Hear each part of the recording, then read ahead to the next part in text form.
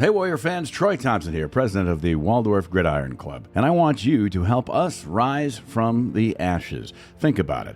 The ash trees that surround Bullsdorf Field for the last 20 plus years have all been infected by the emerald ash borer, and that has caused them to die out, which means they have to be removed and replaced. The Waldorf Gridiron Club has taken it upon ourselves to make that happen. Imagine stepping onto Bullsdorf Field, where you are immediately enveloped by a breathtaking canopy of 60 magical golden trees. These trees are not just a tribute to nature's beauty, but a testament to resilience and renewal. Their shimmering leaves dance in the sunlight, casting dappled shadows that offer respite from the heat and serve as a natural windbreak, creating a serene and comfortable environment for athletes and spectators alike. These golden giants are more than just trees. They are living legacies that will grace our campus for generations, each one symbolizing the enduring impact of your generosity. By helping us plant these magnificent trees, you are contributing to a future where beauty, peace, and memory intertwine, ensuring that our community rises from the ashes stronger and more united than ever. Join us in this noble endeavor and let your kindness be etched into the landscape of our campus forever. The Waldorf Gridiron Club is excited to announce a meaningful opportunity to contribute to the tree restoration plan at Bullsdorf Field and BB Track. We are partnering with an Iowa vendor to purchase ginkgo trees, known for their resilience and beauty. Each tree will be delivered in ball and burlap style with a substantial 3-inch caliper size, standing 10 to 12 feet tall upon arrival. That provides immediate aesthetic and environmental benefits to the field. To ensure the trees thrive, each purchase includes a 35-gallon watering bag, delivery, planting, and maintenance, all for just $600 per tree. As a 501c3 organization, we invite you to help us create a lasting legacy by donating one or more trees. Together, we can transform our landscape and rise from the ashes. Let's ensure our trees are planted in the spring of 2025. Just visit WaldorfGridironClub.org. There'll be a link in the show notes. Select the donate button and enter #RiseFromTheAshes in the notes so we know where you want your money to go. Donations should be made by the 1st of January 2025 to assure delivery in the spring. Thank you, and forever and always, go Warriors.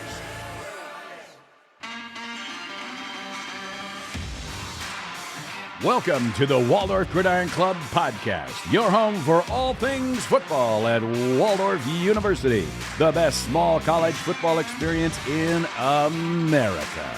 Hosted by Andy Buffington and me, Troy Thompson, from the secret bunker beneath Bullsdorf Field. Welcome to this episode of the Waldorf Gridiron Club podcast. You know what, Troy? Come to find out, we got lots of fans out there, buddy. Lots of fans.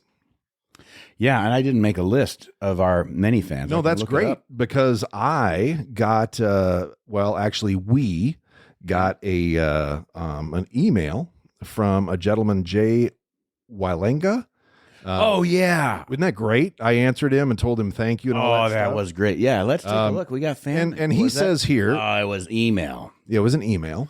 But you get no fan mail on this. No, it was an email. It's a fan mail. Well, it's not fan mail. It's a shout out. Yeah, emailed our website. Yeah, he just said, "Hi, men. Just wanted to thank you for the entertaining podcast introducing Northwestern College to the Waldorf community.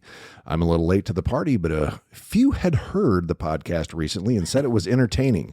My wife is a 1984 Waldorf graduate, so we're a mixed marriage. I've worked at Northwestern for 30 years and graduated in 1982. I've been to Forest City a number of times with my wife for reunions.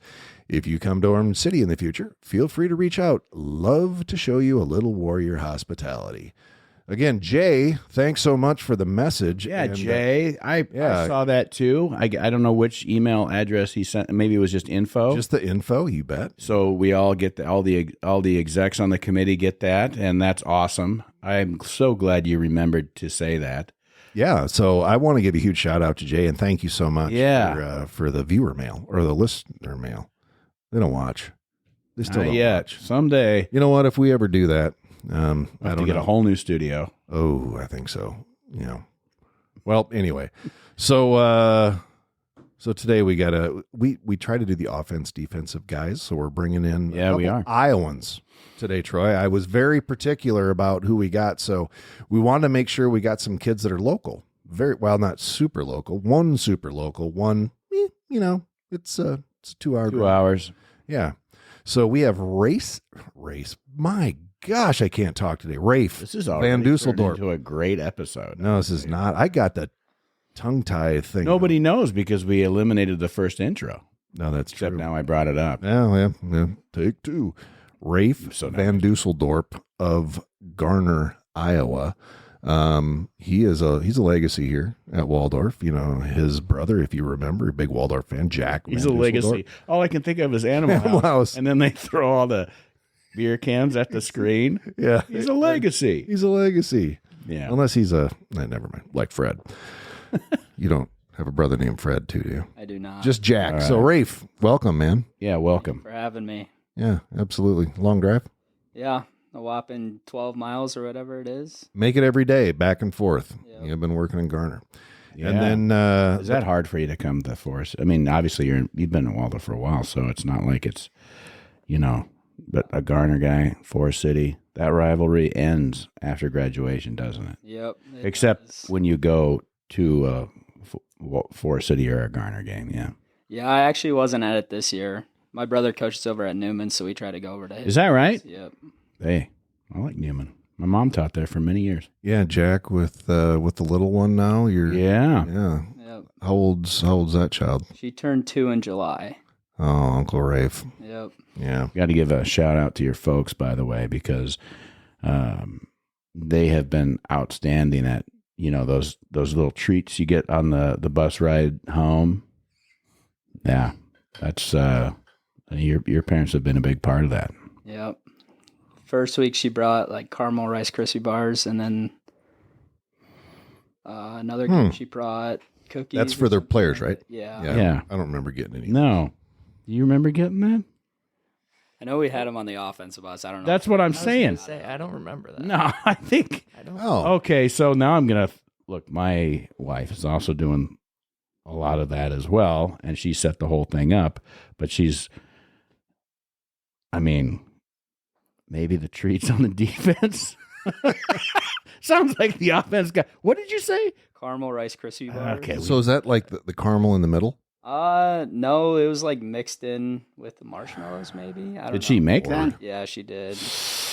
Oh, Yeah, I don't remember. I don't even think being. you guys would have remembered if. Yeah. Okay. I All right. don't remember that. Now we know there is a difference. There's folks, if you don't know, and we're gonna have to introduce the other guy that's talking here pretty quickly. But like, if you don't know, there's two buses that go to away games, Offense and defense. Yeah, and sounds like. offense is. Well, getting let's find out. special So treats. the other voice you're hearing, as Troy mentioned, Yeah. is Keagen Streeter, another Iowa kid from Kelmer, Iowa. Kalmar. Yeah, South Wynn High School, right? Mm-hmm. Yeah, absolutely. That's kind of a powerhouse over there, right?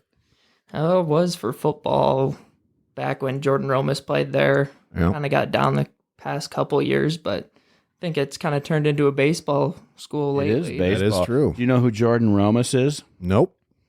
Well, I do Of because course you do. he's a incredibly. I don't know if he's. I don't want to throw my second son Tanner under the bus, But you can. I don't know if it's Tanner's best friend. If Jordan's listening to this, he's shouting right now. Obviously, I'm his best friend, and it's probably the case. Jordan is what he's the fifth son. Well, maybe Jordan Here is for the Tanner's Thompson best family. friend, but Tanner's not necessarily Jordan's best friend. Well, I can tell you that he was also fake Tate. So the oldest boy, when he couldn't go to things that the family was going, and second son Tanner was always willing to go on anything. Yeah. And there was an extra ticket or something like that, Jordan would be fake Tate. He would just stand in, and they played, football together out at Upper Iowa and all that stuff. So Okay, so there's a big connection here. there is a huge connection, yeah. Well, that's wonderful.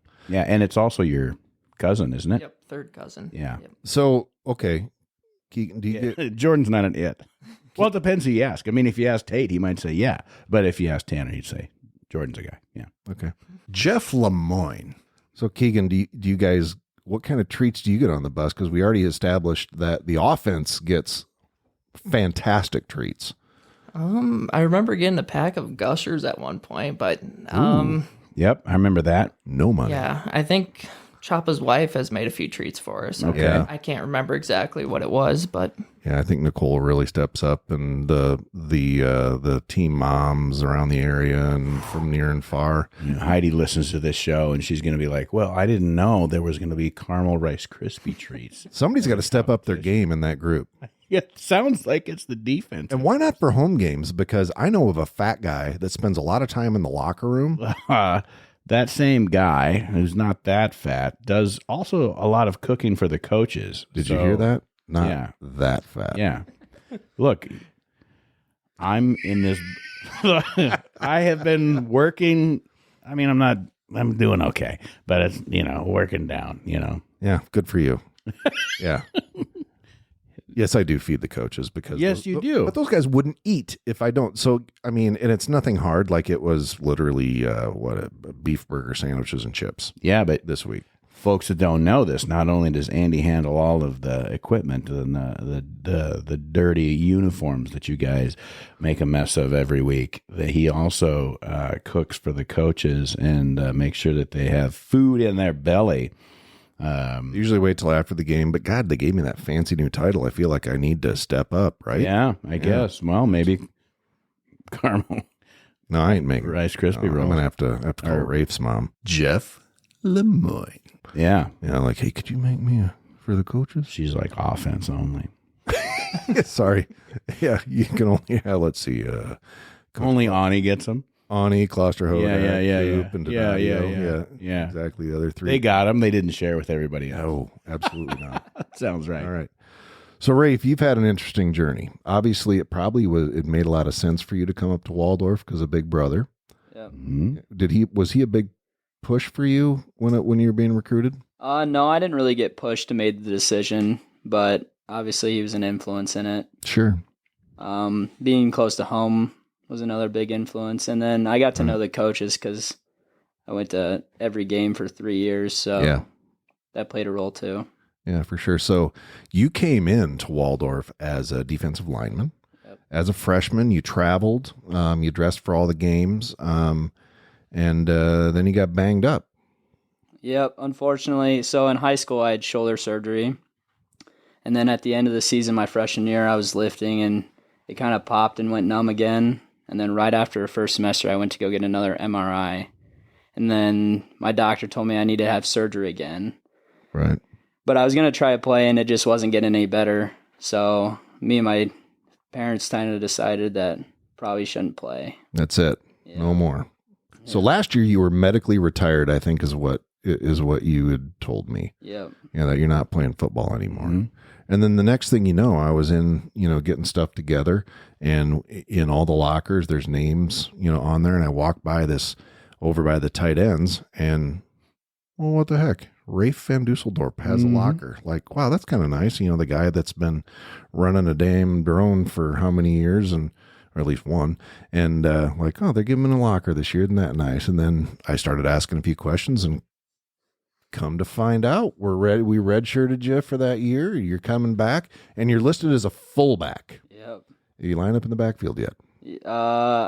Technically, as a wing, I Slot. have, but Yeah. no, I have not lined Okay. up in a So, traditional. because they have you at tight end, essentially. Yeah, essentially, I practice with the tight ends and Right. stuff like that. Well, we kind of need you right now, right? Yeah. I mean, we're down a couple dudes, Yeah. which Yeah. is one of those things. And that, again, that's the nature of the beast. I mean, kids get hurt, kids get sick, things like that. So, that's why we have more than one dude.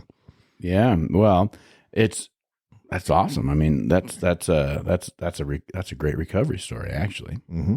Yeah, for sure. You go from, again, did you think you'd ever play football again? No, I was sitting in Coach Gould's office at the end of the season, and he was trying to get me to come back, play D-line all year, and I was like, I don't know if my shoulders can take it. And then we kind of talked about moving to linebacker, but unfortunately Coach G left. And then I just went through spring ball, like what I was doing, and then I talked to Coach Ani and Coach Choppa, and they thought fullback was a better position for me. Well, you got the speed and the size, Yep. so that works out pretty well. So that's a great story. I mean, again, so if anybody out there listening, especially if you're a high school or a college football player and you're having that tough time, you have that injury that you feel like, well, I'm not going to be able to get over this, talk to Rafe VanDusseldorp. Well, and the other part of it too is that you have exemplified the idea that in a college team, in many ways like a high school team, you are going to go where you're needed. Yep. And that's huge because sometimes folks come in and they're like, oh, I'm recruited. This is what I am, whatever. And maybe the team has different needs. And so it comes down to what does the team need? Yeah. Well, look at like a dude like Christian Giroux. Yeah. Or Isaac Brigette. Yeah. Running backs. Yeah. And now you got defensive back and punter. Yeah. Yeah. All right, Keagen Streeter, the man from Kelmer, Iowa. I had a couple of really good friends from the Kelmer area back in the day when I was a Dorfian. Mm-hmm. So linebacker, you're playing on the outside, Kelmer, doing that edge. What, are you trying to look for Kelmer? Yeah, I am actually.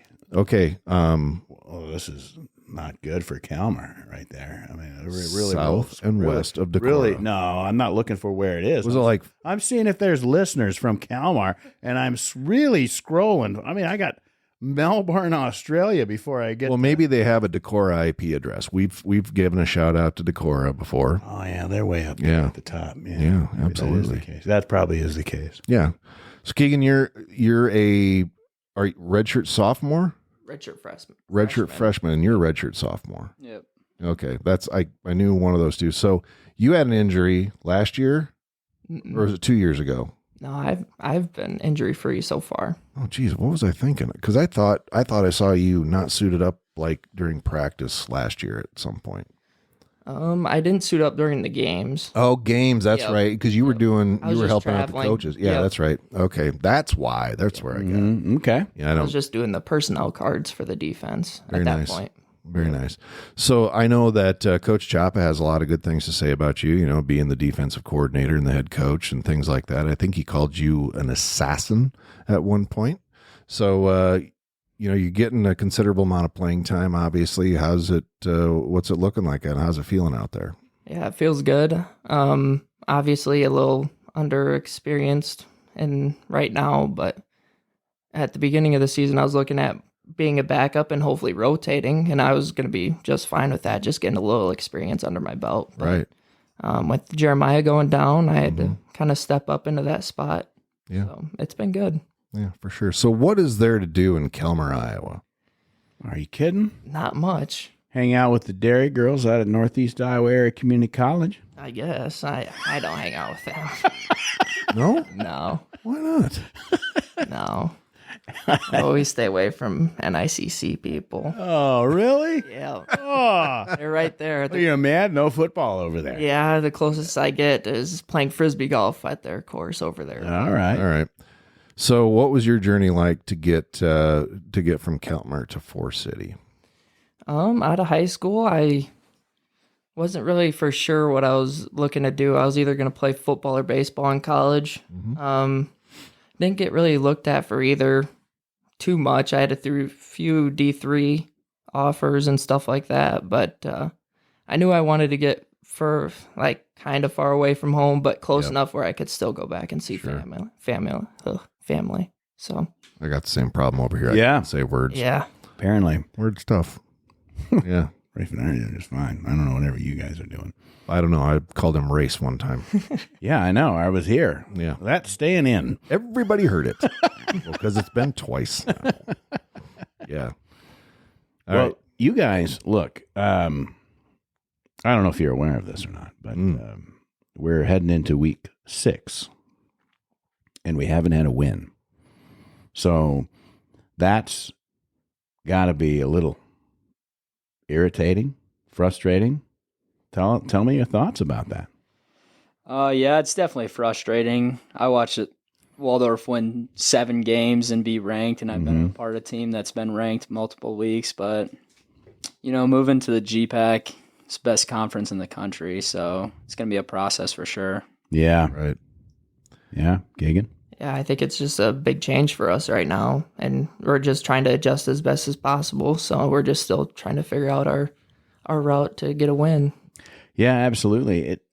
Off the walking off of Bullstorf Field on Saturday, played Hastings. That's a school that confident that we can beat. And I believe that next year, and I said this to everybody standing in line as they walked through, and we always feed the team after the game at home. And I was like, listen, these guys were saying, can you imagine leaving one conference and being successful and then coming into the GPAC? And they weren't saying it in a way that was like derogatory. They were saying it as like, it's just hard to imagine, because they know, Hastings they know full well how difficult the GPAC is. And obviously they were, happy about their win, but they understood, where we're coming from.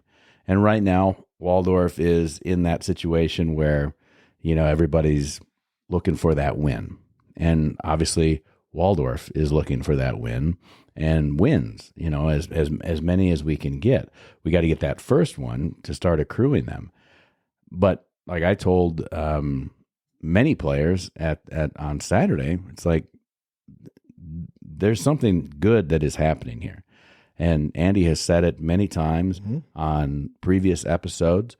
The team is doing well, maybe not on the scoreboard, but they're doing well. I'm seeing, and Andy said it, we're seeing great things on the sidelines. We're seeing improvements every week. I know it's frustrating, but at the same time, next year to me is not going to look like this year at all. And so all of these teams that have had success over us are going to have a different team that they're facing next year. And that's not based on, recruiting entirely or any of that stuff. It's just like you're just learning, you're growing, you're getting better. And let's not forget, it's, you're at university, you're getting better in the thing that you're doing, not only in the classroom, but on the gridiron. And so I look at it like, well, it's not what we were hoping for.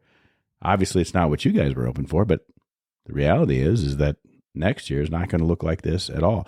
What do you think the team is feeling right now, besides, the frustration of not having won yet?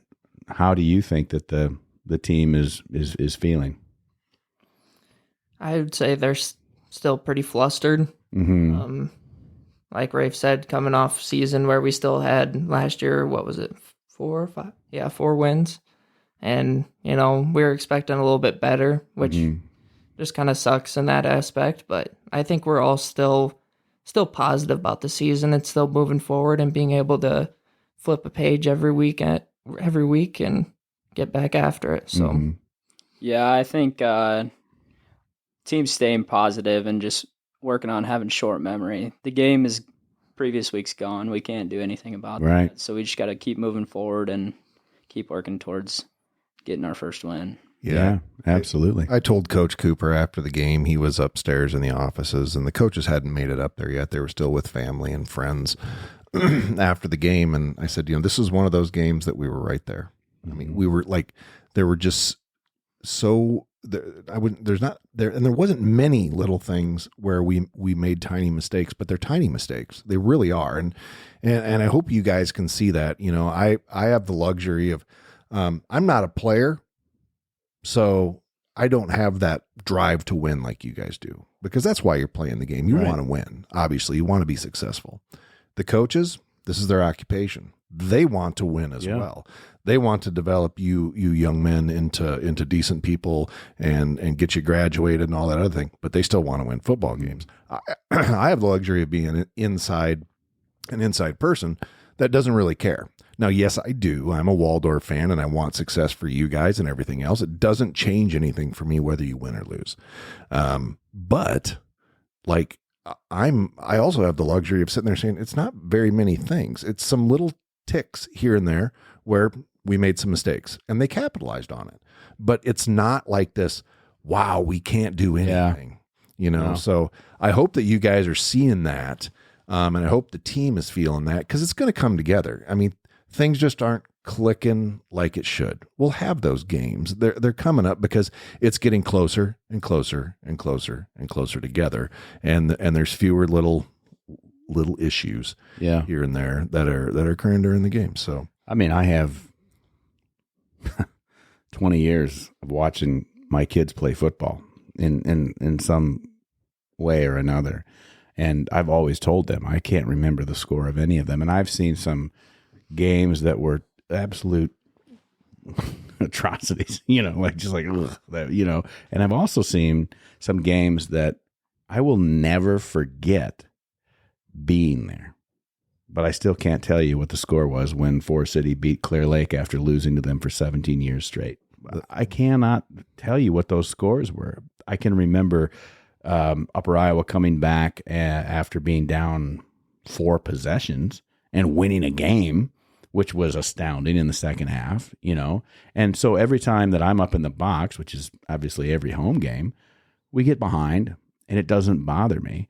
I feel for the players and I'm watching the sidelines to make sure that everybody there is keeping their head up and moving on to the next down, and that's what's important because all of the teams in the GPAC, including the ones that everybody talks about the most, Northwestern, Morningside, Dordt, they all had these problems. It's not like they woke up one day and said, well, we're champions. That's not how it happens. It takes a culture, and you guys are so blessed, whether it feels like it right now being 0-5 or not, you're so blessed to be at the door of Waldorf's entry into the best football conference in the country for the NAIA. Absolutely. So, Rafe, you come from a football family. Your dad was a coach? Yep. And obviously your brother played here.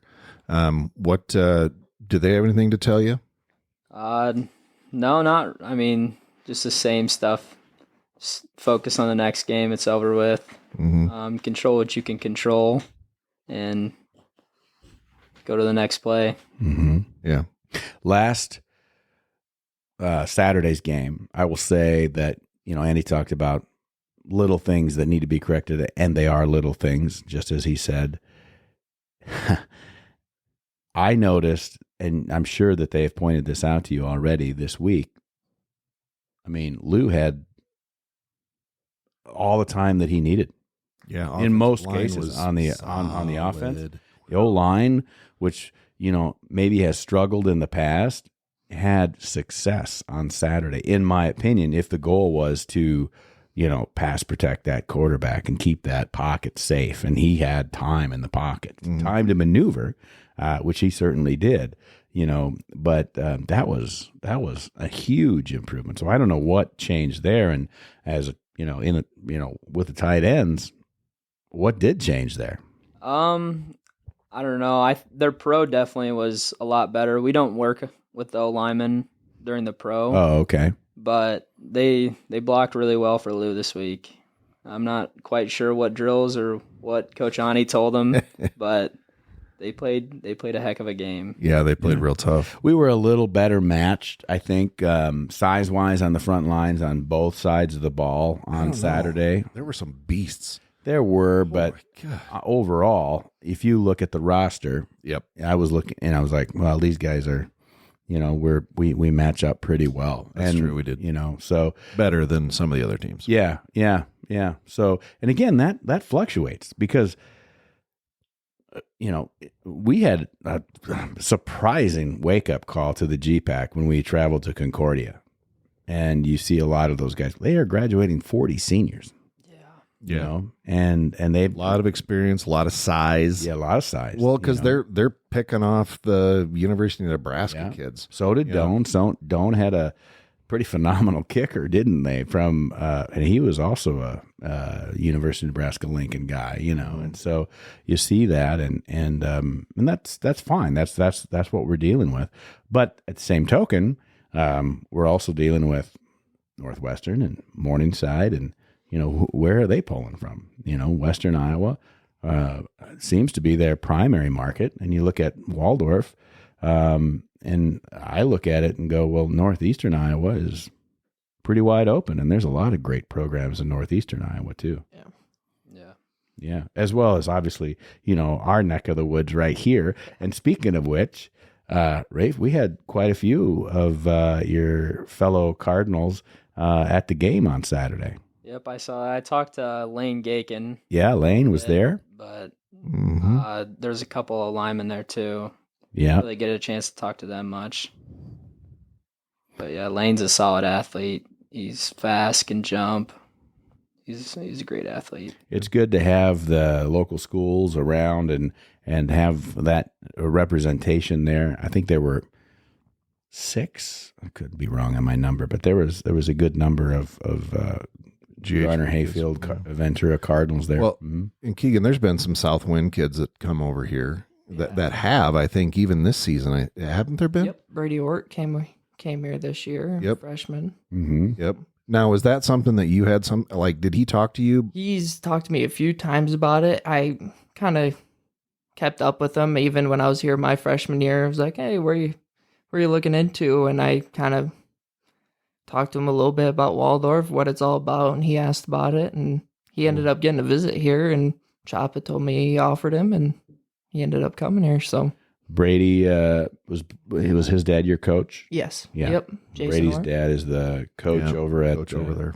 Southwind, and Coach Chapa says Brady's got a very good head for the game. He knows all the plays. He understands the defense for it, which is great because he's in I think a second spot or at safety or whatever. So he's got that part figured out. And yeah, it's just good to see Jeff Lemoyne. And that's the other thing too. Like, we also have a lot of young guys that are filling some pretty big gaps on the team. And all that does is add to our experience. They become veterans after their first year of college football, which is crazy. Yeah, because how many seniors do we have on the defensive side right now that are getting some? I mean, 2 or 3 that are getting some serious reps for sure. Like Kaysen's one, Jakeem Brock, Luke. Although he claims he has another year, I'm not for sure if that's true or not. But Luke Byer, he's almost 30. I'm finding a way to stay. Yep. Yeah, he's almost 30, or he looks like he is. Yeah. Well, he's we're really growing that mustache and beard situation. Yep. Yeah. Other than that, Nico's one. Mm-hmm. Yeah. But I think Nico's got another year.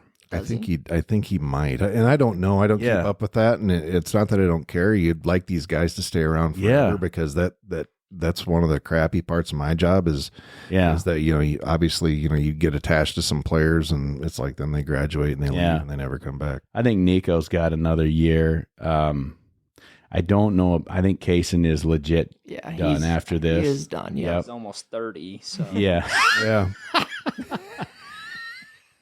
He's not going to listen to this. He can say almost anything he wants. Right. Yeah. Well, he might be. You never know. Maybe Jill or Dave will listen to it and say, Kaysen, did you hear what those boys said about you? Mm-hmm. Yeah, absolutely. Well, it sucks to see the seniors go, and of course we recognize our seniors every year. There's lots of seniors on the team, but they're not all necessarily playing.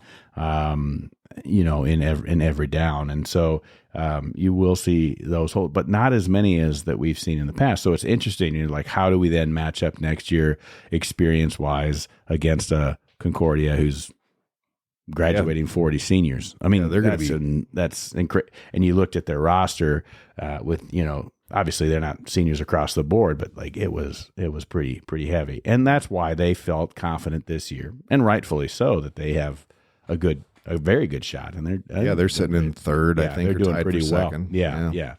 So they knew that this was their year, and then you come across those schools like the Dones, the Hastings. We got Midland coming up this week. Tomorrow, this comes out on a Friday. We're recording this on a Tuesday night, but it's we're going to have Midland on for homecoming. And record wise and talent wise and all that stuff, Waldorf is right there in the mix. And so it's not that. It's just like we just have to adapt to. We'll get there. Be in there, yeah. That's why I don't worry about it. So to tell you guys something that was really cool, because obviously you guys are focused on the football game on Saturday, and, you know, a lot of us are.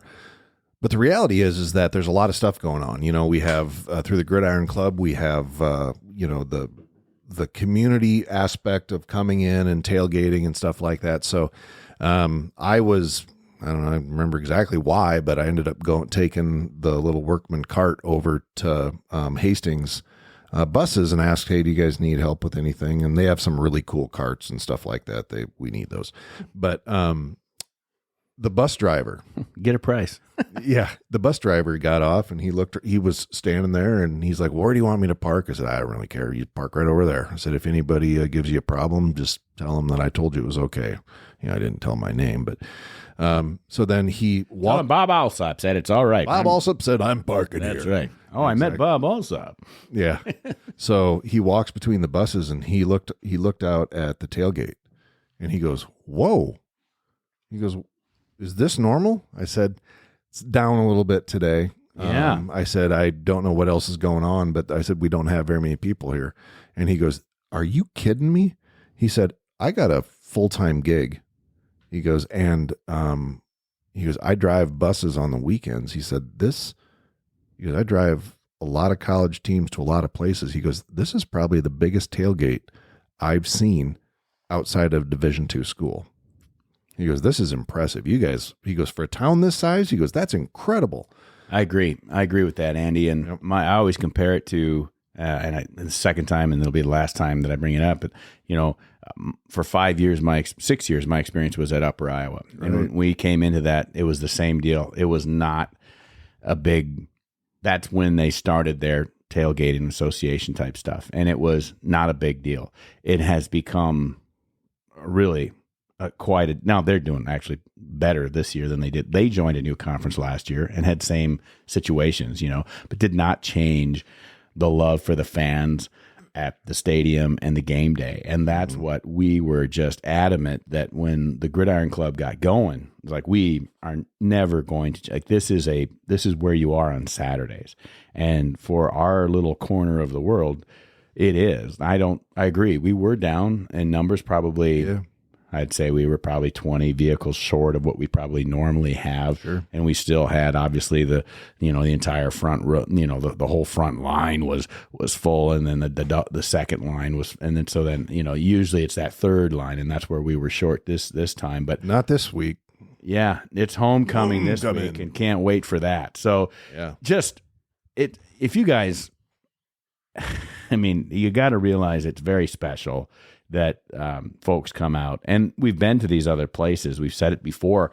You get to these other schools, and they have tailgating, but it's not the same kind of tailgating. 4 guys standing behind the back of a pickup drinking a beer, right? Or at Concordia, guys hanging out in their wife's minivan and sneaking a beer or something like that because it's a dry campus. Or you get, and I feel like I'm tough on Concordia. I'm not. I was impressed with, obviously, their program. Beautiful facilities, and their lights were pretty darn cool. You got to admit that. Doanhoe had those too. The LED flashing lights, they're pretty cool. We'll have to get those. But and just on and on. Waldorf's got a great thing going. And then can you imagine rolling in and you're thinking, these guys haven't won a game, and then you roll in and everybody's like, we're right here. Like, bring it on. Like, it doesn't change anything. Yep. The dog pound, to reference the Browns. Yeah. For how many years they had trouble, and whatever. It's like, it doesn't change. We still love it. That's why we're here. And that's the family that you're a part of, which is pretty cool. So I'd be interested from both of your perspectives. Obviously, being winless so far this season, the coaches are probably frustrated. Do they turn to you guys like, hey, what do you guys think? Are you seeing something while you're out there that we need to be changing? Keagen, is there something that Coach Clary comes to you guys and says, hey, what's going on out there? Yeah, that happened after first week when we lost that first week and came back the next week. Hey, what drills do we need to do? What are you seeing there? And we have our perspectives and what we see, and we go into practice that next week and work on those. And obviously we're doing pretty well adjusting that way, I would say. I would say a lot of players get their perspectives in there, and obviously because we're out there, what we got to do. But Right.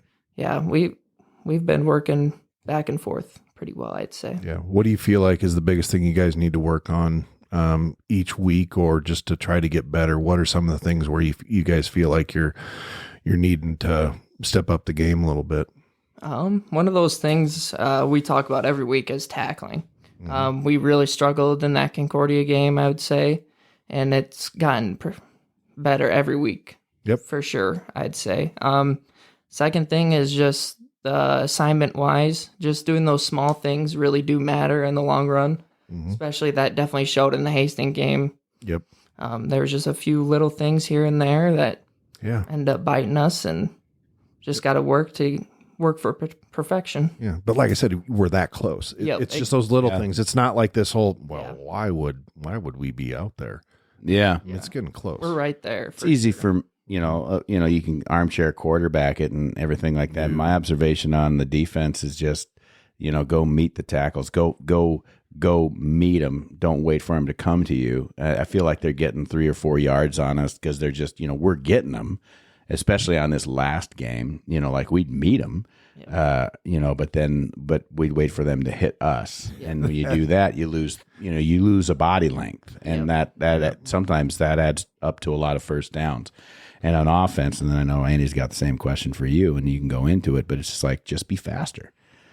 It feels like the offense could just be just faster. A little. I don't mean like speed, personnel wise. Just like get it in, do the play, and roll. Because I feel like you guys know what you're doing. Just got to get out there and make the play happen a little faster. Yeah, we definitely need to keep attacking. Sometimes we get tired, technique slips, but when you're tired, your technique's the most important. And we just need to keep stepping into the guys we're blocking and attack and keep the ball going, build momentum. Yeah. So, Rafe, they really got you out there primarily to block. I know that you go out for routes and stuff like that occasionally. Are you ready for that first ball this season? I hope so. Yeah. I hope I don't get nervous and drop it, but I don't know. I don't think I will. You suppose anybody's going to give you a bad time if you do? Oh, 100%. Yeah. Oh, 100%. Yeah. Don't throw it to Stoneham. Come on, you got to get there, right? I probably won't leave the jugs machine for weeks. Yeah, I hear you. So, Keagen, you've got Who throws harder, though, before they say that? jugs machine. Yeah, the jugs machine for sure. Jugs machine throws hardest. Oh, my God. They have it that's set fun up to watch. as high as they can go. I've gotten You can catch that. You can catch face mask anything. quite a bit from that thing.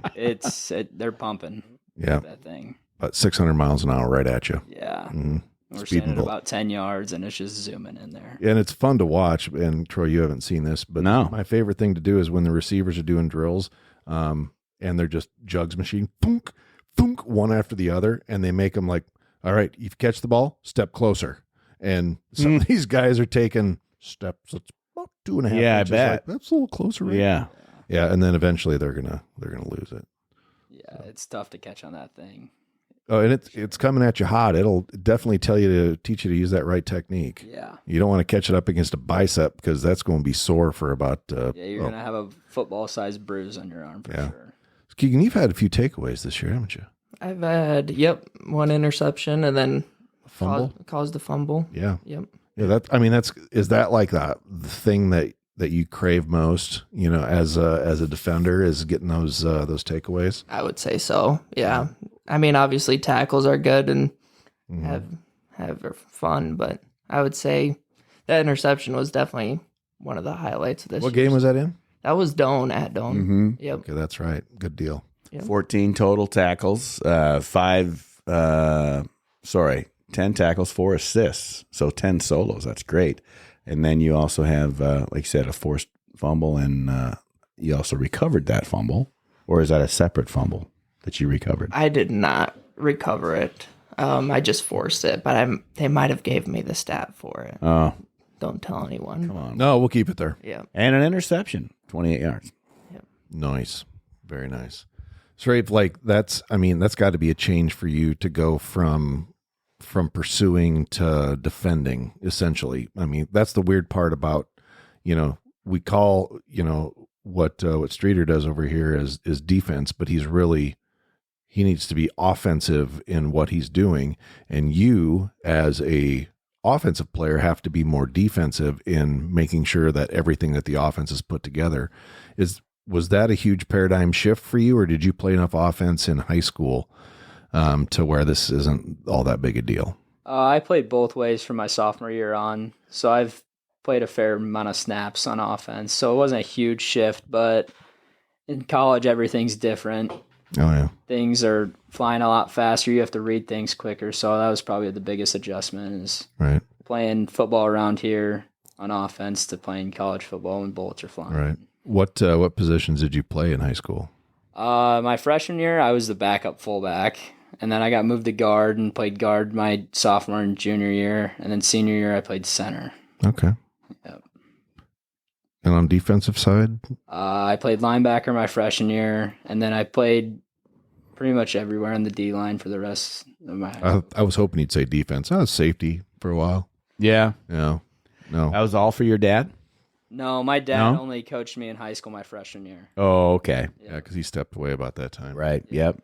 Keagen, did you were a both way guy? And okay, what were your positions in high school? I played just about everything except for offensive line. I played wide receiver, fullback, wing. I even played quarterback for a few snaps, but Really? How'd Yeah. that go?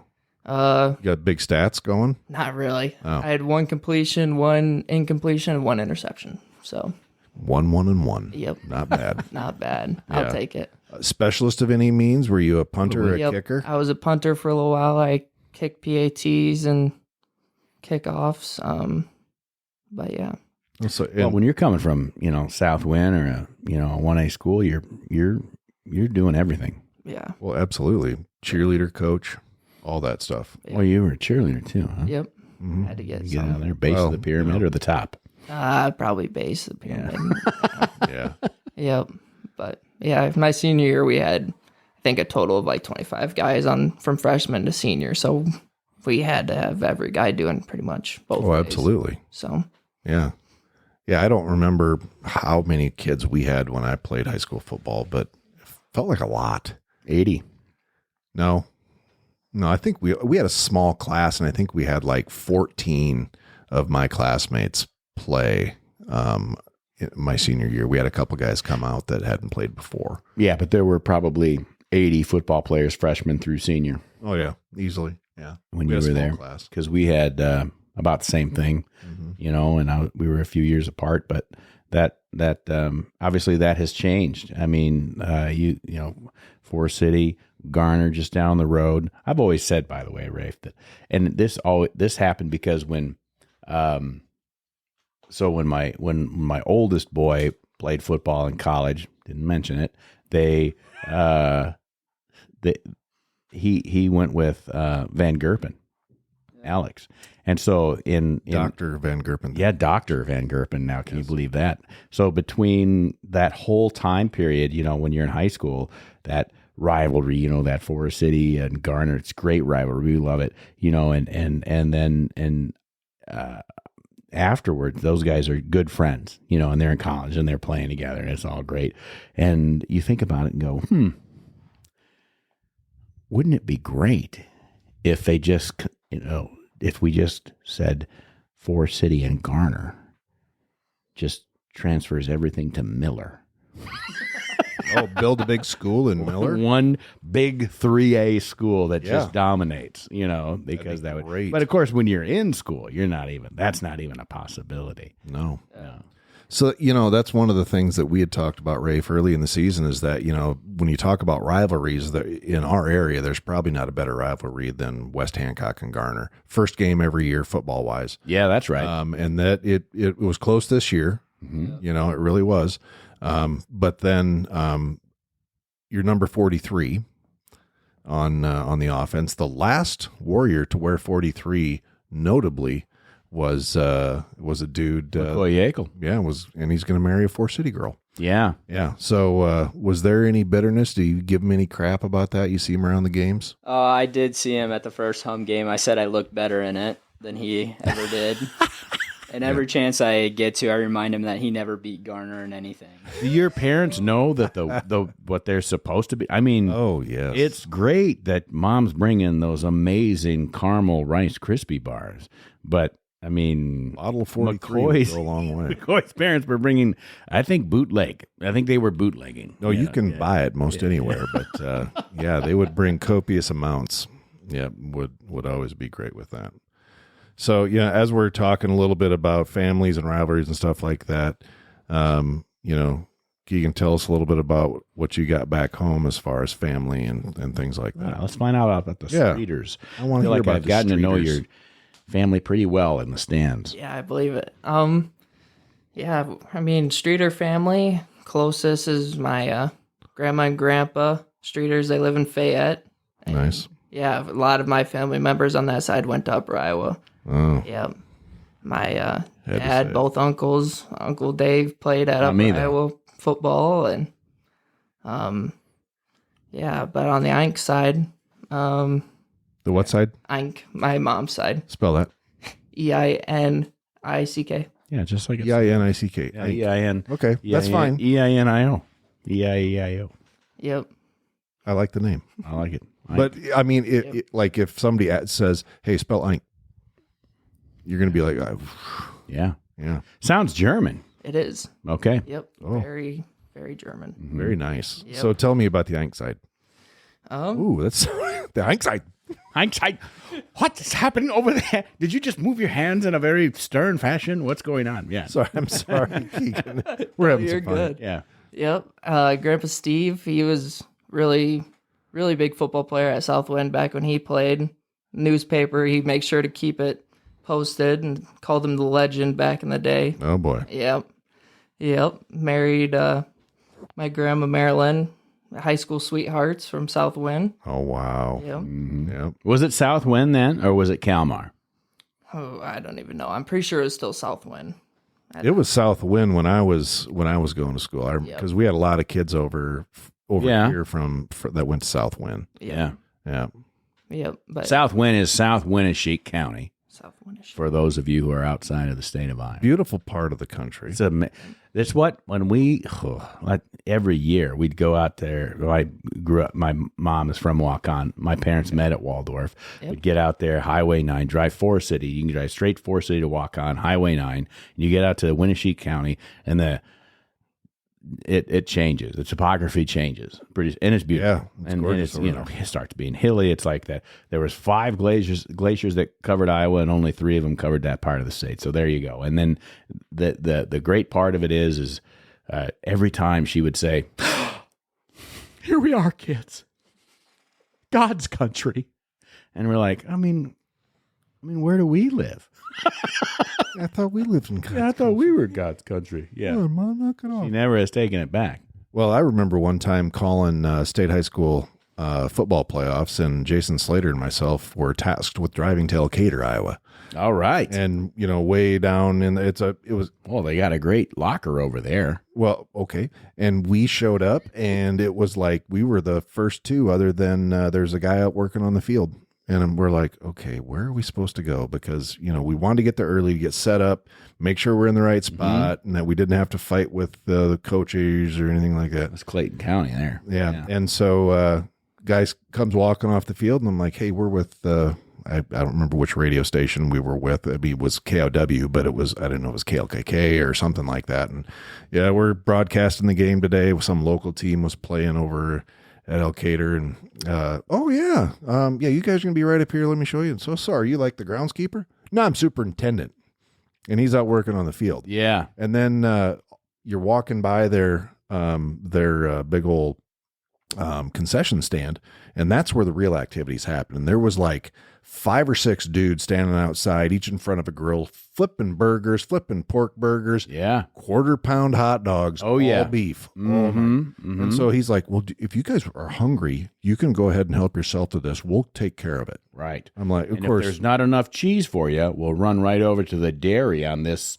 other side of the road. Yeah. It's amazing. It was something else. Northeast Iowa's great. It is a great part of the world. Can't go wrong. All right. So we've got through grandparents. Where are we at Rafe's now? like, I guess we do have We just kind of suck out here in the flatlands, you know. Right now, I don't know. If we go to immediate family, Carson, Elena, brother and sister. Okay. Elena just turned 13. Big volleyball. Oh, yeah? Very Is she big. tall? She a lot like you? She's not my height yet. I hope she doesn't get there, but Why is that? I don't want to be shorter than everyone besides my mom. Carson, my brother, he's already 6'3", probably taller than me. How old is Carson? He's a junior in high school. Oh, geez. So you're the oldest of three. Yep. Okay. So you're leading the way, Yeah. starting the path to Waldorf. Yep. Yeah. All right. What, did he like to play football? He's not really a football guy. Oh, yeah? Yep. He's not a physical person. That's probably my fault, beating him up when we were younger. But You establish your dominance yep, early. had to. Yep. Yeah, right. Had to make sure that didn't change when we were older. Very good. That's good. Yeah, no, he's been a basketball guy. He loves golf and baseball. He was just all-state, second team all-state baseball player as a Wow. Nice. sophomore this Yeah. year. So I think baseball can be physical. I think it's funny because I would do the same thing and include basketball in the not physical sports. yeah, I would say so.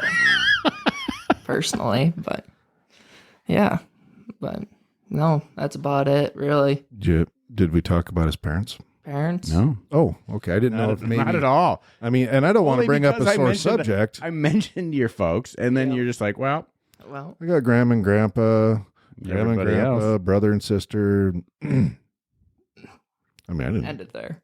Yeah. No, my mom's from Southwind and my dad's from North Fayette. Don't say North Fayette Valley; he'll get mad. But he didn't like the valley part, well, he graduated before the Valley part, so right? he was like, "Oh, I graduated from North Fayette." Not NFV though had a lot of success in football for many years. yes, they did. I think that coach went to Old Wine. I do believe so. Yeah. Yep. Because the head coach now, Coach Hines, is my cousin as well. Oh, is at that? NFV. That's how it is. Also, in Northeast Everybody's Iowa. related. Yeah. Yep. pretty much. Absolutely. You can only go as far as you can shout to the next side of the valley. Yep. Exactly. They have to review your marriage license. And where's she from? Have you ever been to Kalmar? Of course. Yeah. There's no straight road to Kalmar. What? There's no straight road No. to Kalmar. Like that's the beauty of Northeast Iowa is that you just got to take a lot of, curvy roads and everything Okay. to get up If there. I'm being honest, the only thing I've ever been to in Kelmer is Pivo. Okay. Yeah. So, Very good. and if you know, you know. Mm-hmm. Czechoslovakian is actually. Yeah. Yeah, for sure. I didn't think there's a lot of Czechs over there. Mm-hmm. Germans, Norwegians. Does it surprise you? And like the Norwegians in North Winnebago County made all the Czechs go to the south part of the county. Mm-hmm. Start your own high That's school. right. No, we have pulpit rock. You get. Pivo. Yeah. Yep. All right, Rafe, 12 miles away. What do we got setting down in Garner? My parents, my dad's from Britt, Mm-hmm. and my mom's from Garner. Ooh, How'd that work out? Though? mixed Talk about the marriage. Garner, Wes Hancock. And well, she was probably your dad was probably a Brit guy. He was a Brit guy. No, Yeah. my dad graduated West Hancock. I think they went to. Oh, Yeah, he's West younger than I Hancock am. His junior year, Yeah. okay. maybe a sophomore year. Yeah. Same place, different name. Yep. Yeah. Well, close down Kanawha, bring them north. Yeah. They actually met at the Hancock County Fair. That's what you do. Oh, Not at the Hancock Were they County show- Speedway. were they showing No, animals or They something? were just Not there farm kids? hanging out like we did back in the day. Go to the county fair, meet a lady. Have a funnel cake for the love of Pete. Oh, that's the best smell Don't in you the know? world. I don't know. And then my brother and his wife and his daughter still live in Garner, Aw. live by the courthouse. Oh, do they? Yep, in that yellow house with a fence around it and probably two huge St. Bernards in the yard barking. That's kind of Is very. that just to the south? That's of the- very of the sheriff's Doxy-like. office? That's where Jack lives? Yep. Huge St. Bernards. Yeah. How come I never see Jack out there? Yeah. Why would you? You got two St. Bernards out there. Well, yeah, but I get to work about 6 a.m. Hmm. And I still haven't seen. I might just stand by the fence and get those dogs Just all worked stand there. up. You should. Yeah. Are they nice? Yeah, they're super friendly. They're really energetic. They look like they want to kill me when I get out of my truck. They would never bite anybody. Don't say never. I If I jump over there especially if I came after your knees. The last, be a dead man. the last unfriendly Saint Bernard that I saw was on the helmet of Saint Francis. Oh, I thought you were going to say Cujo, and that was just a movie, man. Was that a Saint Bernard? I don't think it was. Cujo? Yeah. No way. Cujo was a Saint Bernard. Guys? Nothing? I don't think Cujo was a Saint Bernard. I'm going to get out my pocket. While you're guys doing speak that amongst yourselves. All right. I feel like he had a very short hair for a Saint Bernard. No, it was soaked in blood. Anyway, have you seen the movie? No, I have not. Yeah, well, it's there. I want to see it. It's a Stephen King novel, though, so there's that. Very good. You guys like to read? I hope so. You're in university. Yes. Not at all. He's shaking his head. Yeah. Both of them are shaking their head, and I'm not going to tell you which way. Oh, well, do that. So, talking about movies, that's one of the things we like to talk about our players is that now, obviously, you guys don't have a lot of free time. A rabid Saint Bernard. Oh, geez. I wonder if Andy was right. Oh, you were right. Yeah. And once again, so of course, this is why he always brings the stats. I used to do a bunch of research on the guys we bring in here and be like, okay, in high school when you were junior, you ran for 143 yards on 19 carries, and like, who cares? Like, we're not going glory days. We want to know a little bit more about you and listen to Troy talk about Upper Iowa. Yeah, I didn't twice. Okay, so like, when you have some time to yourself, what do you like to do? My favorite thing is golf. Sometimes golf doesn't always. You golf with your brother, don't you? Every once in a while.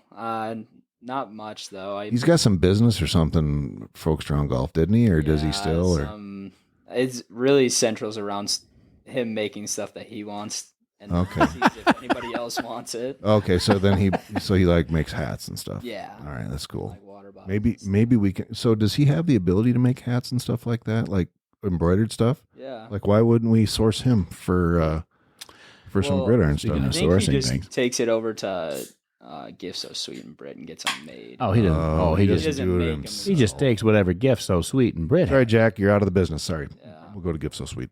Mm-hmm. Yep. So you golf or play video games. Really. What video games are we playing right now? NCAA is the main one. We had a little bit of Fortnite last night, but all right, got a little peeved at it, so gonna take a while break from that one. Yeah, still just a game. Yeah. That's right. Mm-hmm. Keagen, what's your downtime? What do you like to do to let your hair down? Play chess and read.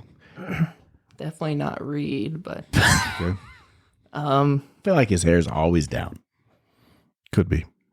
Well, if it went in a ponytail, my dad would cut it off. So instantly. See, I knew there was a reason that we stood and talked to each other most of the time at the top of the stands. That's good. Yep, but like I said earlier, I frisbee golf every once in a while. Yep. I like to stay active as much as possible, but every once in a while I'll sit down on the couch and be on my phone or play video games. I play Rocket League, but it's a different game. You'd have to look it up. Oh yeah, I'm a huge fan. Yeah, I'm sure. I don't know what the hell you're talking about. Yeah. It's homecoming week though. It is. And we're rolling into another great game. We've got Midland, and there are also the Warriors. Yeah. So it's going to be Warriors on Warriors. What do you know about them, and what do you want to do? Well, you're looking at me. Well, really what we want to do is we want to get out there, we want to move the ball, and we're going to go ahead and pound the rock, and then that's going to establish that passing game. We're going to take a couple deep shots. Defensively, we're not going to miss any tackles. And what happens if you scant your eyes the wrong way? We're going to punt once, and that's only because... Oh, really? Only once. Yep. Isaac Burgett has been getting a great leg workout this season so far. It's a homecoming and he's crowd. Been number 10 in the nation in average, which is pretty impressive. When 2 years ago, his average was like 30.1 at the end of the season. Yeah, he's at like 45 is where he's at. Yeah, he's 43, 44, something like that. Yeah. So that's a big deal. Yeah. So what are you guys majoring in? I'm a business major with a focus in management and finance and banking. So you're going to conquer the world. You're the next Donald Trump. Right? Mm-hmm. It'd be great, but I highly doubt it. Okay. So what are we going to do with that? All you need is $1 million from your dad I don't quite to start a small construction company. I don't quite have the finances from my parents to be able to turn into Donald Trump. All right. Well, okay. I was kind of hoping to work for you after I retired. Yeah. But whatever. I mean, that's fine. I guess we can I just say, hey, we can all dream. Knew that guy back before he wrote the book. Keagen, what about you? What are you majoring in? Elementary education. Oh. All right. Oh, so are you going to be a graduate assistant in a few years? Potentially, yep. If I Wow, that's exciting. get my master's at some point, I don't know when, but Right. planning on getting that. But Yeah, I mean, for the love of football, you guys ever, I mean, Rafe, you come from a coaching family. I was kind of surprised Jack didn't step into it, but he's out there being man of the world. So is that something you'd ever be interested in? You've seen the seedy underbelly of college football. Yeah, I don't know. I will probably coach eventually. College coaching is a lot of hours Yeah, it and is. a lot of stuff, but we'll see. I haven't really quite decided yet. Okay.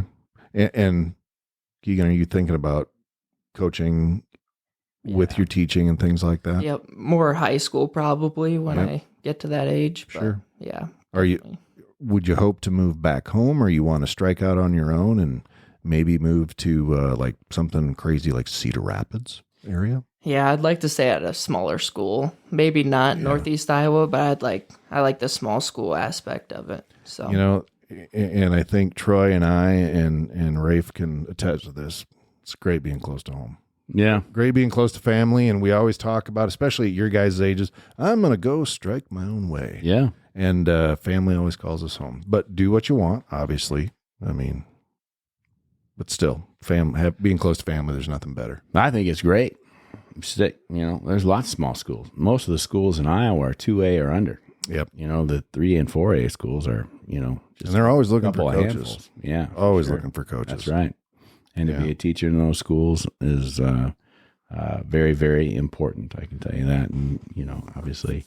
So, anyway, yeah. Well, I think what we need to do is that you guys are going to finish out this show by... Yeah, let's wrap it up. But yeah, absolutely.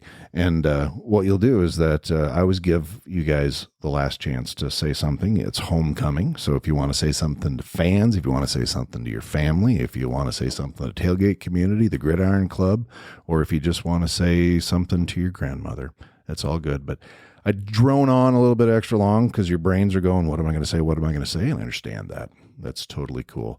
But I guess the really important thing here is don't drop the ball. Rafe, it's up to you. Go. Yeah, just keep trusting the process. We'll eventually get there and get that first win and get the ball going and hopefully keep it going. Keep showing up. Make Amen. Yeah. it a biggest and best environment we can play in is always great. Absolutely. Make it the best small college football experience in America. Yeah. In America. Keagen, what do you got for the folks out there in podcast world? yeah, just keep working. Yeah, that's all it comes down to is after every week and keep working, get to that next win. Do your job, as Coach Belichick says, and the guy that I talked to, and Andy and I talked to, that last quoted Belichick, was Dave Bolstorff. And Coach Bolstorff will be at the game on Saturday. He'll be doing the coin toss for the homecoming game. They'll be dedicating the new entry to Bolstorff Field, and it's going to be a great day. Come out. And looking forward to it. It's homecoming tomorrow at Bolstorff Field. You're going to play the clips you have of that podcast, aren't you? So at some point. Oh, I will play. So our alma mater song, the school song, I did already integrate that with the Bolstorff clips. Not the whole, just, and I did play that at the last game. I intend to play that. That's part of the script now. I play that every game. Yep. Right. Yep. Love it. And as well as our retrofit version of the fight song. Yeah. Yeah, I did. I thought I heard that right around halftime. All right. Well, guys, thanks so much for taking some time out of your very busy schedule to come out and visit with us, and so that Warrior Nation can get to know a couple Iowa kids a little bit better. So I appreciate you guys being here. Thanks for having us. Yeah, thank you. Oh, our pleasure. All right, that's going to do it for this episode of the Waldorf Gridiron Club podcast. For Troy Thompson, this is Andy Buffington, and forever and always, go Warriors. You can join the Waldorf Gridiron Club and be part of the best small college football experience in America. Just visit our website and pick your membership level. Find us and everything Waldorf Gridiron Club related, including professional photos, at waldorfgridironclub.org. You can also click on the Support the Show link in the show notes to donate. And you can even use the United States Postal Service by sending your check to the Waldorf Gridiron Club, P.O. Box 125, Forest City, Iowa, 50436. It's tax exempt, hassle-free, and has a level for every budget. That's right. Anyone can join, even our rivals. Show your colors. Join the Gridiron Club today. Get it? Got it. Fantastic. The Waldorf Gridiron Club podcast is hosted by Andy Buffington and me, Troy Thompson. Produced by Sunnyside Farm Studios in beautiful rural Forest City, Iowa. Platformed by Buzzsprout and music by Soundstrike. The Waldorf Gridiron Club is a 501c3 nonprofit organization dedicated to the student-athletes of the Waldorf University football program.